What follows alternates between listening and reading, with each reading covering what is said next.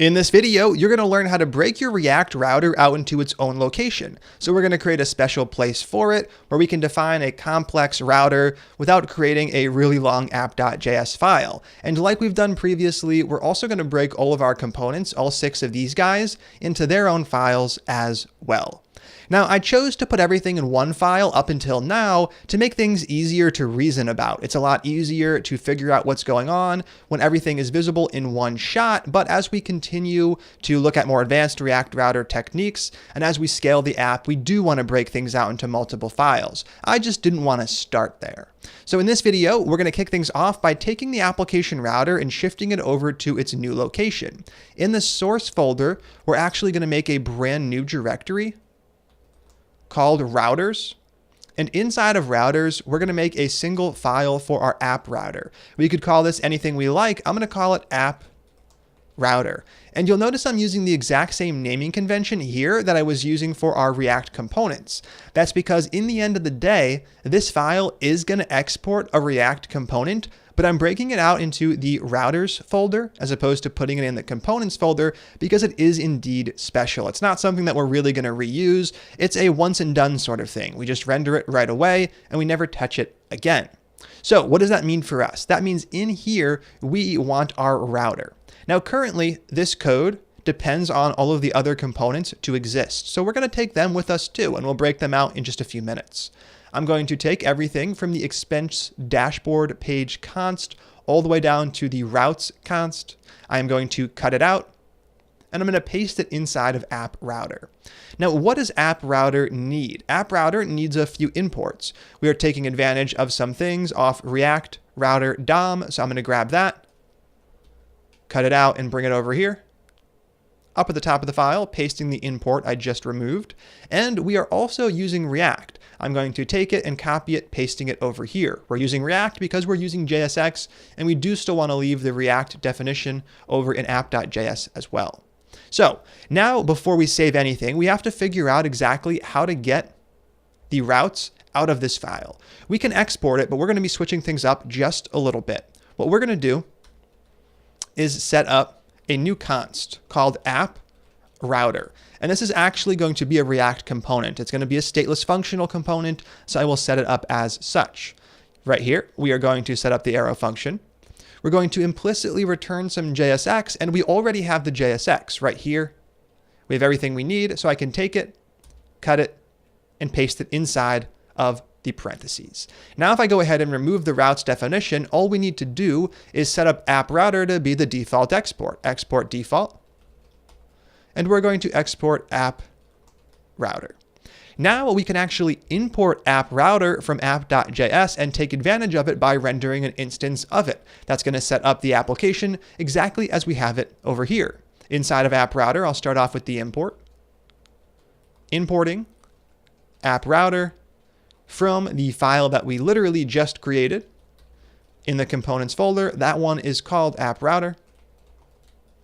And then we're going to use an instance of that component. So previously we had our JSX as just a regular expression. We're going to be switching that over to a React component instead. So I will use it as such, creating a new instance of app router. Do we need an opening and closing tag? No, we're not using any special children prop. So we can just use the self-closing syntax like this. Now over here, we are getting an error. We are getting a module not found error. Error. Cannot resolve something from the components app router folder. I made a mistake. So this is no longer in the components folder. It is now in the routers folder. Now I could have gone back and edited that out, but real programmers make real mistakes, and that's just a common mistake. As long as we can fix it easily, it's not a big problem. It's nothing to worry about. So when I do make that change and I save the file again using the error message to track down exactly where the problem lies, I see the application does indeed work. We're now still getting our routes showing up. Everything is working even though the application router has been broken out into its own file. So once again, we have a very short app.js file, which is what we're going for, and the complexity is defined elsewhere. Now, by the end of the video, I don't want the other 6 components, everything from header up to expense dashboard page, defined inside of app router. They really don't need to be here. Instead, they should all be defined in their own files in the components folder, which is exactly what we did for the last project. So this is actually going to be your challenge for the video. Right here, I'm going to outline exactly what I'd like you to do. You are going to create 6 new files for these 6 components. You're going to use the exact same naming convention when we put components in the components folder. You're then going to set up the imports, the component itself, and the default export for each one. And the final step to the process will be to actually import them from the current file, from AppRouter. Import into AppRouter so they can be used. So we are using all 6 down below, which means that we want to import the 6 files that we're creating into this one, giving us access to all of the various components we're using, and the end result will be the application still works. Things will just be restructured differently. So take as much time as you need to get that one done.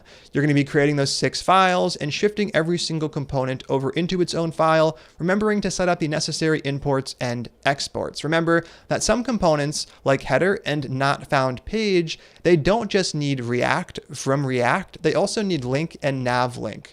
So make sure to set up the exports and imports appropriately. If you do run into an error, that's fine. Just try to use the console to track down exactly what went wrong and recover from the issue. Take a minute, pause the video, test your work, and when you're done, click play. How'd that go? Let's go ahead and kick things off, starting with the expense dashboard page. I'm going to create a new file in here for that one. Expense dashboard page.js, that's in the components folder. And we're going to go through the process we went through in the last section. We imported React from React.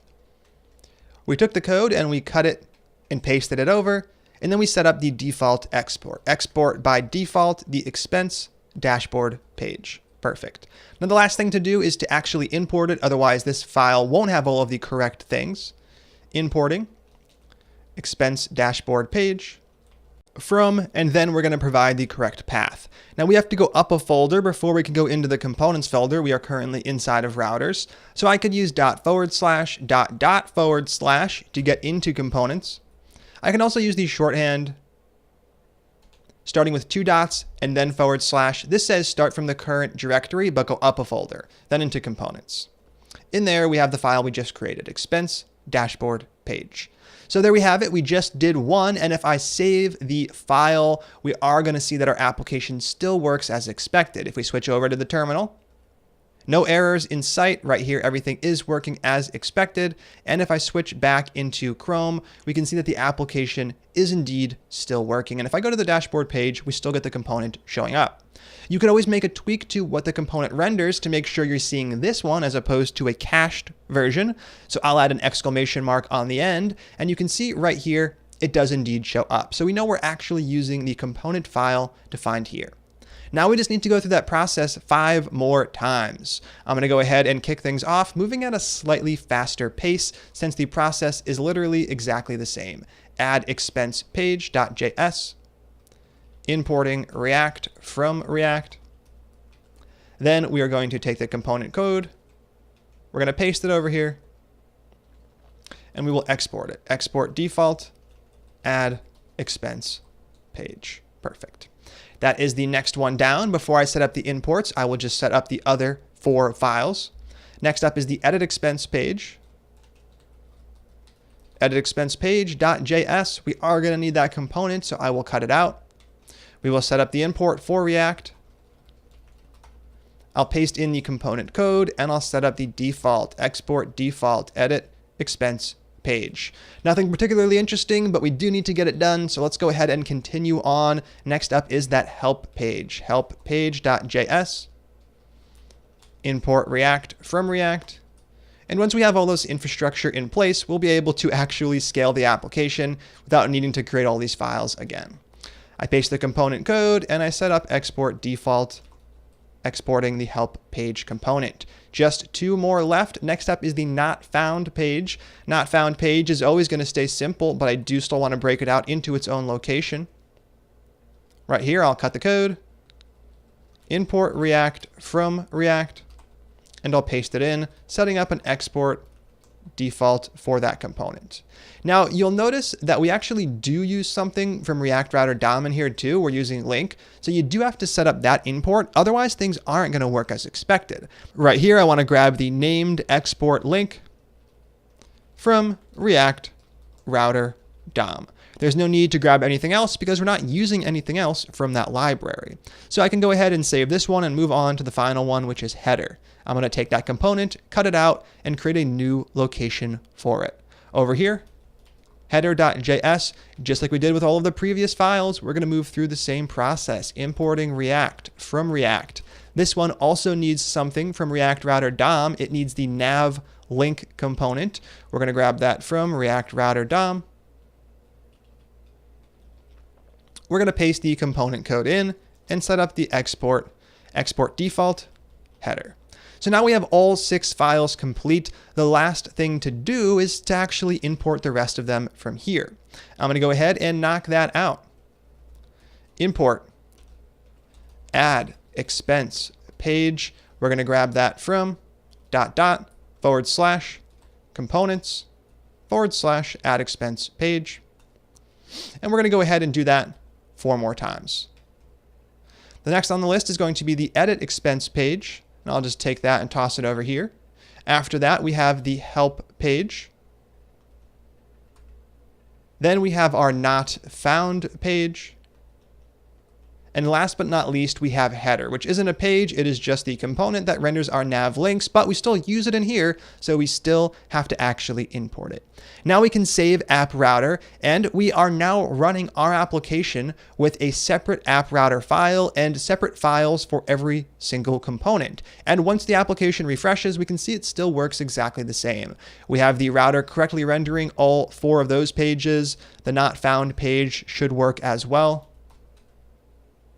And we can see that our 404 component is still working. We got our link showing up that brings us right back to the home page. So there we have it. We now have separate files for everything. We've taken the app router configuration, we've broken it out into its own special place, and all of that brings us back to a very simple app.js file, which is exactly what we want. This really should just be a place that initializes code defined elsewhere. That is it for this one. In the next one, we're going to continue looking at React Router features. So stay tuned, and I'll see you then.